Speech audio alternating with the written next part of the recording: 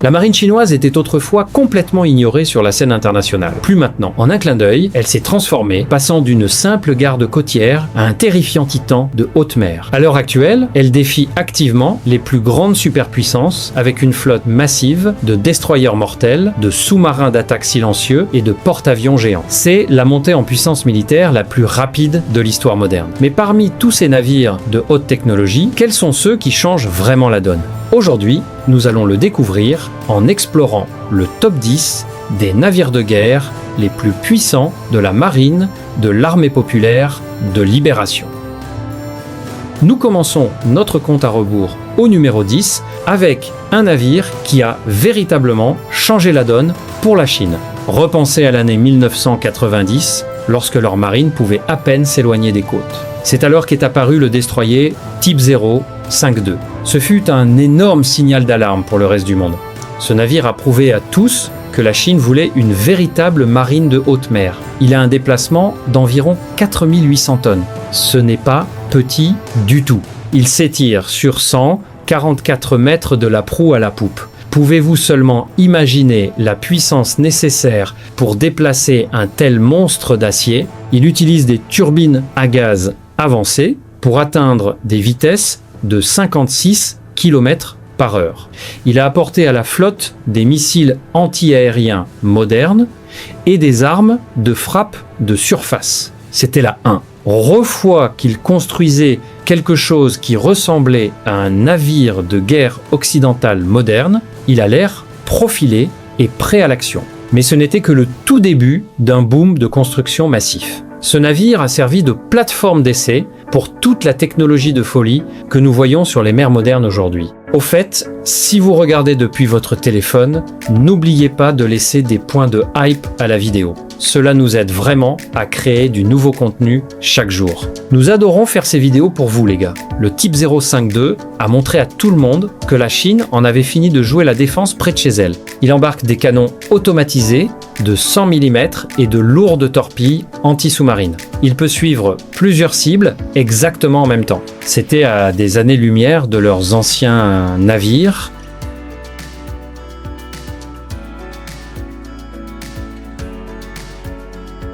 Glissons maintenant vers le numéro 9 avec le véritable bourreau de travail de la flotte, la frégate Type 054. Si le destroyer précédent était le grand-père, cette frégate est le soldat fiable, qui est absolument partout. On ne peut pas regarder une photo de cette marine sans voir un de ses coques. La Chine a construit plus de 30 de ces merveilles, parce qu'elle adore tout simplement leur fiabilité. Elle a un déplacement de 4000 tonnes, elle mesure 134 mètres de long, cela la rend plus petite qu'un destroyer, mais ne vous laissez pas tromper par la taille. Ce navire est un maître de la furtivité. Les flancs sont inclinés pour renvoyer les ondes radar ennemies directement vers le ciel. Elle peut glisser à travers les vagues à 50 km/h.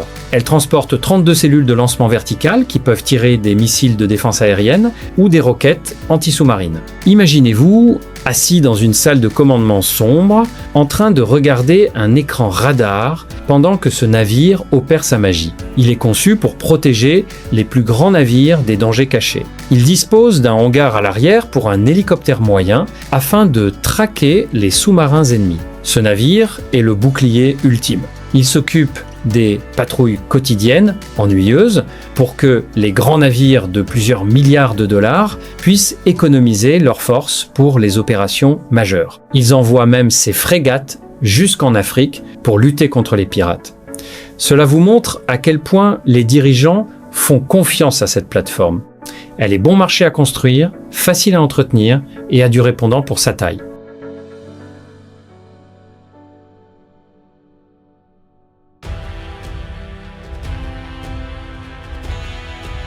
Arrivant en force au numéro 8, voici le terrifiant sous-marin Type 093.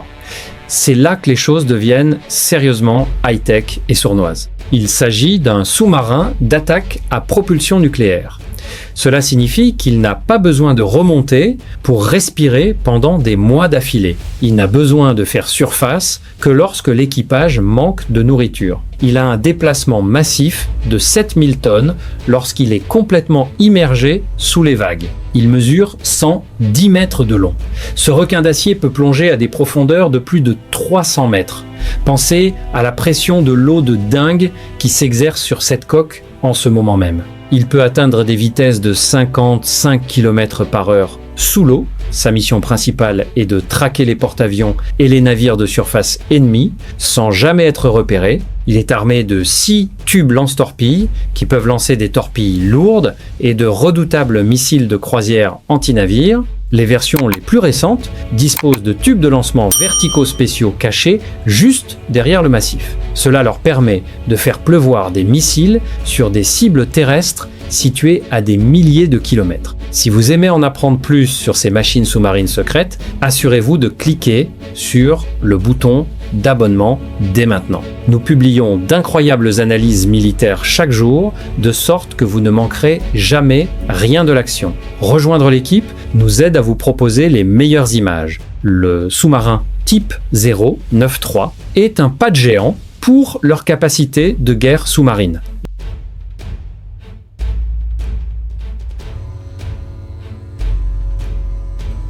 Au numéro 7, nous avons l'arme absolue de l'apocalypse, le sous-marin type 094. Si le dernier sous-marin était un chasseur, celui-ci est une forteresse stratégique. Il s'agit d'un sous-marin nucléaire lanceur d'engins. C'est sans conteste l'un des plus grands bâtiments de toute la flotte. Il déplace un volume massif de 11 000 tonnes en immersion. Il s'étire sur une longueur de 135 mètres. Vous voyez cette énorme bosse sur son dos? Ce n'est pas pour le style. Cette bosse cache 12 missiles balistiques massifs. Chacun de ces missiles peut emporter plusieurs têtes nucléaires. Ils peuvent parcourir plus de 10 000 km pour frapper des cibles à l'autre bout de la planète. Ce seul sous-marin détient une puissance destructrice suffisante pour changer le cours de l'histoire humaine en quelques minutes. Il reste caché dans les baies profondes du nord de la Chine, en attendant des ordres que tout le monde espère ne jamais voir arriver. Il se déplace dans les eaux sombres à 48 km/h. L'équipage vit à l'intérieur de ce tube d'acier pendant des mois, complètement coupé de sa famille et du monde extérieur. C'est ce qui s'appelle un environnement de travail intense. Le sous-marin type 094 donne à la Chine un moyen garanti de riposter si elle venait à être attaquée en premier. Il garantit qu'aucun ennemi ne peut détruire ses options nucléaires en une seule frappe. Les ingénieurs ont travaillé pendant des décennies pour rendre ce bateau massif assez silencieux pour échapper aux réseaux de sonars occidentaux modernes.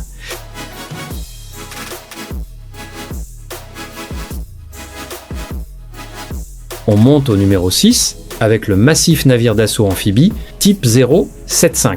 Cet engin ressemble exactement à un mini porte-avions, mais sa mission est totalement différente. Au lieu de lancer des avions de chasse lourds, ce géant est conçu pour prendre d'assaut les plages et débarquer des armées. Il a un déplacement massif de 40 000 tonnes. C'est plus lourd que la plupart des navires de guerre ordinaires réunis. Il mesure une longueur impressionnante de 232 mètres. Le pont d'envol est assez large pour faire opérer 6 hélicoptères exactement en même temps. Il peut transporter jusqu'à 30 hélicoptères au total à l'intérieur de son immense hangar. Imaginez le vacarme de 30 rotors d'hélicoptères tournant en même temps lors d'un assaut. Il peut se déplacer dans l'eau à 46 km/h. Mais la vraie magie opère à l'arrière du navire. Il s'y trouve un immense radier qui peut être inondé. Cela permet à de grands aéroglisseurs et à des chars amphibies de sortir directement de l'arrière du navire et de foncer droit vers la plage ennemie. Il peut accueillir plus de 1200 soldats d'infanterie de marine entièrement armés. Ce navire donne à la marine le pouvoir de projeter sa force à travers les océans comme jamais auparavant. Ils ont construit 3 de ces navires massifs en un temps record, choquant les experts navals du monde entier. Cela montre à quel point leurs chantiers navals peuvent enchaîner des méga-projets complexes. C'est une base militaire mobile qui peut apparaître au large de n'importe quelle côte du monde en quelques jours. Mais le numéro 5 est attribué au très mystérieux et futuriste navire d'assaut amphibie type 076. Si vous pensiez que le dernier navire était impressionnant, Celui-ci est carrément de la science-fiction devenue réalité. Il reprend la coque d'un navire d'assaut géant et y ajoute une technologie habituellement réservée aux porte-avions d'élite. Son déplacement est estimé à environ 45 000 tonnes. Il s'étend sur une longueur de 263 mètres. Cela le rend plus grand que son grand frère dans tous les domaines. Mais voici le véritable élément de surprise qui fait parler tous les analystes militaires. Il est équipé d'une catapulte électromagnétique pour avion sur son pont plat. Pourquoi un porte-hélicoptère aurait-il besoin d'une catapulte? La réponse est simple et terrifiante. Des drones. Ce navire est conçu pour lancer de grands drones de combat, capables de voler sur de longues distances pour frapper des cibles. Il peut également mettre en œuvre des avions d'attaque à voilure fixe. Cela en fait le 1 air véritable porte-drone au monde. Il peut naviguer à une vitesse de 46 km/h tout en propulsant une armée de l'air robotisée dans le ciel. Il conserve sa gigantesque cuve pour les aéroglisseurs et les marines, ce qui en fait une arme hybride de destruction massive. Imaginez une nuée de drones furtifs décollant de ce pont pour nettoyer les défenses ennemies avant même l'arrivée des troupes. Ce navire représente un changement radical dans la manière dont les guerres futures seront menées. Il associe la supériorité aérienne aux capacités de débarquement amphibie d'une manière qu'aucun autre pays n'a encore réalisée.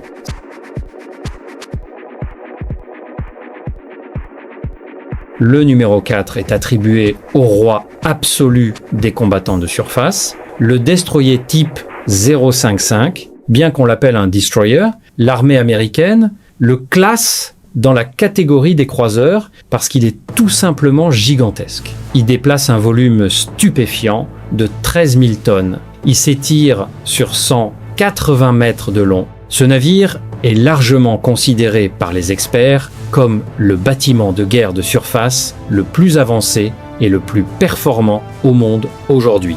Il présente un extérieur furtif aux lignes épurées qui dissimule sa véritable puissance au radar. Il peut fendre l'océan à 56 km/h. Si vous appréciez cette plongée au cœur de la puissance navale, prenez une petite seconde pour exploser ce bouton « J'aime ». Votre soutien indique à l'algorithme de partager cette vidéo avec d'autres passionnés d'armée comme vous. Cela nous aide vraiment. Parlons maintenant d'armes. Le type 055 dispose d'un nombre hallucinant de 112 cellules de lancement vertical. Il peut tirer un mélange mortel de missiles anti-aériens, de missiles de croisière anti-navire et même de missiles balistiques anti-navire hypersoniques. C'est bien cela, hein? Il peut lancer des missiles qui volent à plusieurs fois la vitesse du son pour détruire des cibles à des milliers de kilomètres de distance. Il dispose également d'un système radar massif, capable de suivre des objets en orbite basse, y compris des satellites. Il agit comme le garde du corps ultime de la flotte, créant un mur de défense impénétrable autour des porte-avions.